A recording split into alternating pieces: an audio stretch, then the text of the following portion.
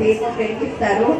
ఆ తర్వాత చుట్టూ ఉన్న దీపాలను వెలిగించుకుని ఇక్కడ కళావాహన అంటే ఏంటి అంటే అమ్మవారి యొక్క కాంతి కిరణాలని న్యాసం ద్వారా మన లోపలికి తెచ్చుకుని మన దేహాన్ని శుద్ధి చేసుకుంటాం. ఈ శుద్ధి చేసుకున్న దేహంలోకి ఆ లలితాదేవిని తెచ్చి ఆవాహన చేసుకుని ఆ యంత్రంలోకి అప్పుడు దీనికి పూజ చేస్తాం. ఇదంతా ఎందుకు అంటే ఆవిడ మారితేనే ఆవిడకి పూజ చేసే అర్హత వస్తుంది కాబట్టి ఫస్ట్ ఆవిడ మారి తర్వాత ఆవిడకి పూజ చేస్తాం. పూజ 2 నుంచి 20 నిమిషాలు పడుతుంది. ఎవరైతే ఆవిడ అంటే నేను చెప్పినట్టు చేసుకోగలుగుతారో యద్భావం తద్భవతి. ఈ పూజ అయ్యేసరికి 20 నిమిషాల్లో ఎవరిని పట్టుకెళ్తారు ఇంటికి?